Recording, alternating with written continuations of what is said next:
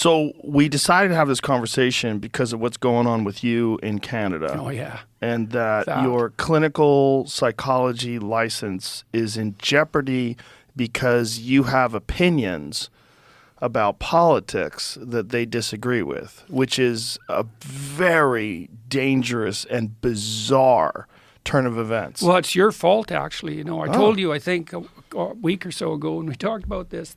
Okay, so let me give you some background here. So I want to know how it's my fault. I will. I'll tell you. A lot of things are your fault, as it turns out. Oh, no. Yeah. So the College of Psychologists has basically levied what are equivalent to about 13 lawsuits against me simultaneously. Now, the reason I call them lawsuits is because they're actions undertaken on behalf of a complainant.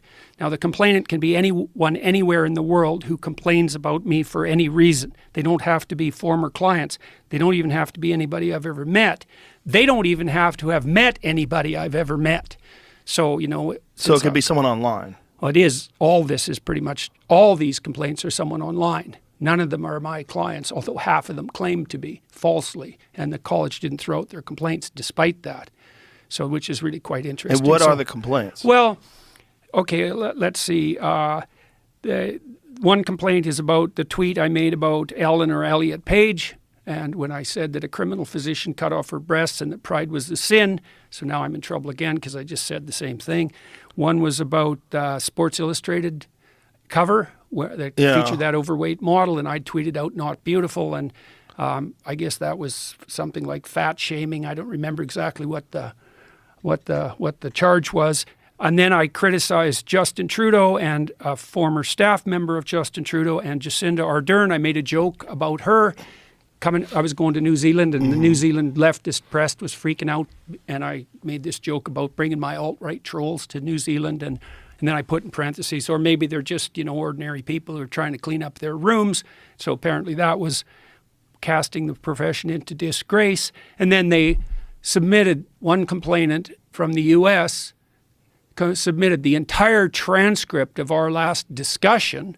So, I don't know how to defend myself against that, because apparently everything I say, and apparently everything you say too, is bringing the profession of psychology into disgrace. And I think they're most upset in that case about my comments about the inadequacy of climate models.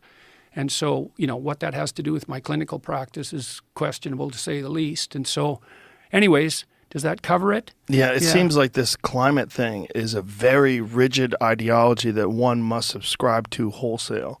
Yeah. You can't have any nuanced opinions on it, and you can't have any.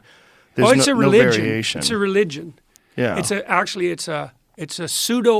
a partial pseudo religion, and I mean that technically. I'm going to write about this to some degree, and I'm writing a new book which will come out in November called "We Who Wrestle with God," and I'll cover that in this. But Alex Epstein, who wrote Fossil Fuel Future recently, comments about this a bit. So the basic structure of the quasi-religious belief. And so this is the set of initial presumptions. That's a way of thinking about it. We were talking about how ideas are structured earlier. The Marxists believe that everything's about power. There's a narrative at the base of any belief system, and the climate pseudo-religion is based on characterization of nature as something like a hapless, hapless, defenseless, fragile virgin.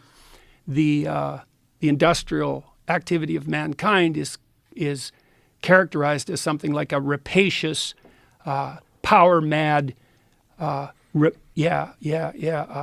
demolisher of natural virginity and beauty, and then the human being the individual is characterized as nothing but a devouring mouth whose activity runs contrary to the untrammeled beauty of the planet, and that supports the activity of the tyrannical patriarchy. That's basically it.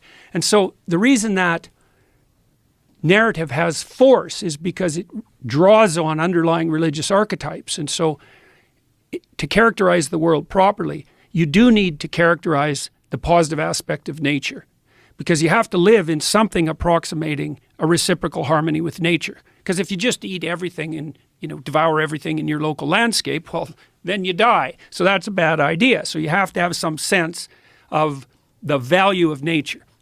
Now, you also have some have to have some sense of the fact that if you were dropped in the jungle naked in the Amazon, you'd be dead in about 48 hours.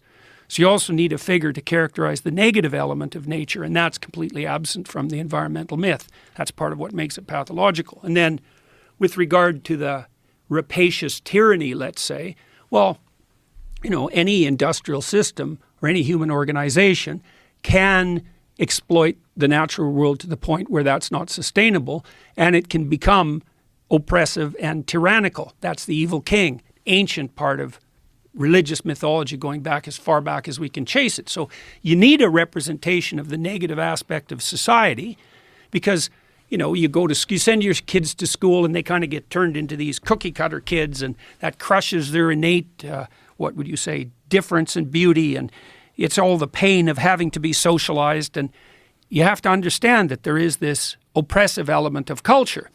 And so, but then, you know, you should also wake up and notice that you've got the wise king too, and that means you plug in your damn toaster in the morning and the electricity works, and you go out on the street and everyone isn't rioting, and you know there's workmen who are knee deep in the sludge trying to keep everything going, and you're not starving to death like everybody on the planet was in 1860. And so a little gratitude for the positive end of the patriarchy is in order too, and that's completely absent in the environmental view.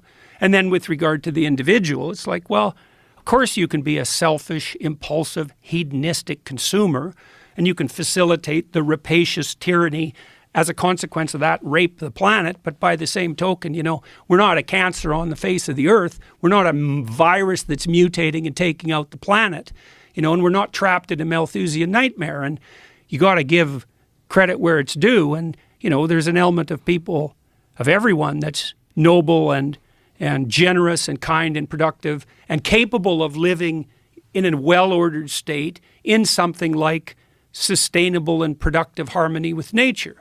You only get half that story. Now, if you have no comprehensive underlying cultural narrative, which is increasingly the case in our society, and someone offers you when you're a teenager half the religious story, that'll just snap you up in a second, because it helps you order your relationship with the world. It gives you a pathway too.